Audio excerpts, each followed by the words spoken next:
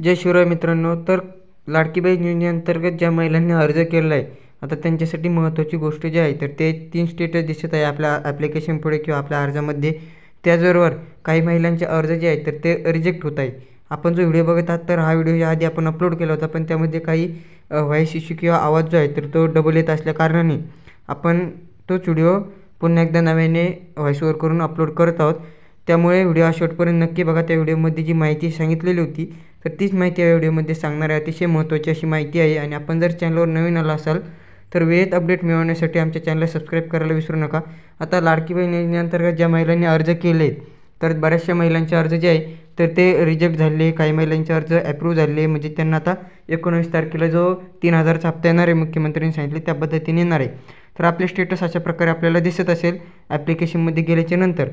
तर ज्या महिलांनी आता म्हणजे साधारण अर्ज करून काही दिवस झाले किंवा त्यांचे डॉक्युमेंट व्यवस्थित आहे तर त्यांचा जो स्टेटस आहे तर आपण बघू शकता. वरती आपला ॲप्लिकेशन नंबर आहे, खाली सिटीजन म्हणजे ज्या महिलेचा अर्ज आहे त्यांचे नाव असेल, त्यानंतर मोबाईल नंबर आपण कोणता दिलेला आहे, त्याचबरोबर स्टेटस जो आहे तर इन रिव्ह्यू म्हणजे जी कागदपत्राची पडताळणी आहे तर ती सुरू आहे किंवा अर्ज आपला छाननी अंतर्गत गेलेला आहे किंवा छाननी सुरू आहे आपल्या अर्जाची. त्यानंतर पुढील स्टेप जी असणार आहे तर ती ॲप्रूव्हची असणार आहे. ते बी मी आपल्याला व्हिडिओमध्ये पुढे दाखवतो.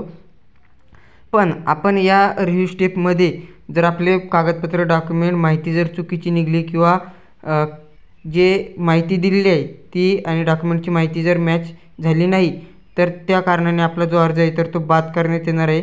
किंवा काही RTI रिटर्न वगैरे किंवा गाडी 4 व्हीलर आपल्या नावावर असेल ती माहिती जर त्या ठिकाणी दिसत असेल तरी देखील आपण अर्ज केलेला असेल किंवा इतर शासकीय योजनेमध्ये लाभ घेतला असेल आणि आपल्याला 1,500पेक्षा तो लाभ जास्त असेल तरी देखील आपला अर्ज जो आहे तर तो बाद होणार आहे. त्यानंतर आपल्याला अशा प्रकारे ज्या महिलांचे 3000 रुपये येण्यासाठी पात्र आहे, ज्यांचे नाव यादीत येणार आहे, तर अशा महिलांना जो 3 नंबर खाली स्टेटस दिसत आहे, स्टेटसच्या समोर आता बघू शकता आपण ॲप्रूव्ह आहे. खाली जी आहे तर ती क्रेडिट ऑन म्हणजे ज्या दिवशी आपण अर्ज केलेला आहे त्या दिवशीची तारीख आणि वेळ या ठिकाणी दिसत आहे, त्यामुळे त्याचा काही फरक पडत नाही. त्यावरचा जो स्टेटस नावाचा जो ऑप्शन आहे त्यापुढे ॲप्रूव्ह आलेलं पाहिजे आपल्याला.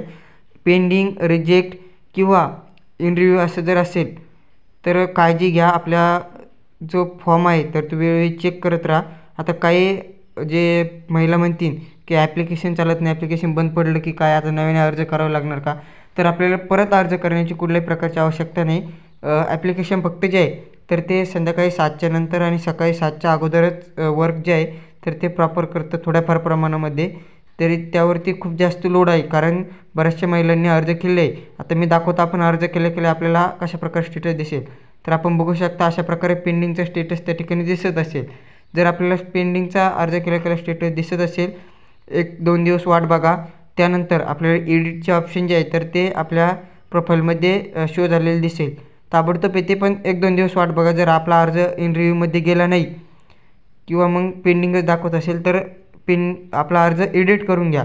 त्यामध्ये आपला ज्या महिलांनी सुरुवातीला अर्ज केले होते तर त्यांनी जन्माचे ठिकाण म्हणजे माहेरचा पत्ता दिलेला होता त्या ठिकाणी जन्माच्या ठिकाणच्या जागी, तर तो आता चेंज करून जो आधार कार्डप्रमाणे पत्ता असणार आहे, आधार कार्डच्या बॅक साईडला असतो, तर तोच पत्ता या ठिकाणी द्यायचा आहे. आता बऱ्याचशा महिला विचारतील की आमचा ॲड्रेस चेंज झालेला आहे. तर जो 2 प्रकारचे आधार कार्ड असतात, चेंज झालेला ॲड्रेस आणि मागचा ॲड्रेस. तर आपल्याकडे जो लेटेस्टमध्ये आपण ज्या ठिकाणी राहतात तर त्या ठिकाणचा ॲड्रेस द्यायचा आहे.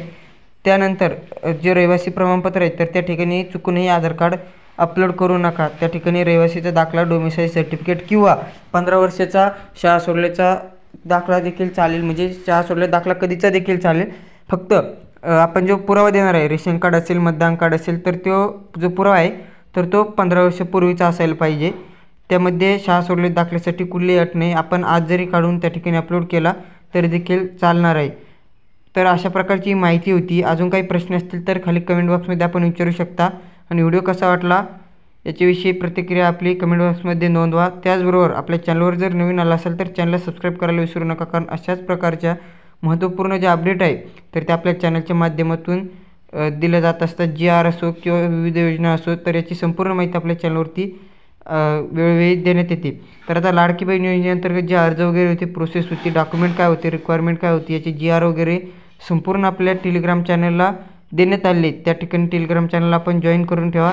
आता जे नवीन हमीपत्र आहे तर त्या पद्धतीनेच नवीन हमीपत्र भरून ज्या महिलांना आता अर्ज करायला सुरू आहे त्यांनी त्या हमीपत्रावरती साईन वगैरे करून नाव वगैरे लिहूनच ते अपलोड करा, म्हणजे आपल्याला समजेल की म्हणजे जे नवीन माहिती आहे तर त्या ठिकाणी व्यवस्थित पद्धतीने अपलोड झाल्याने आपल्याला अर्ज जो आहे तर तो रिजेक्ट होणार नाही. धन्यवाद मित्रांनो.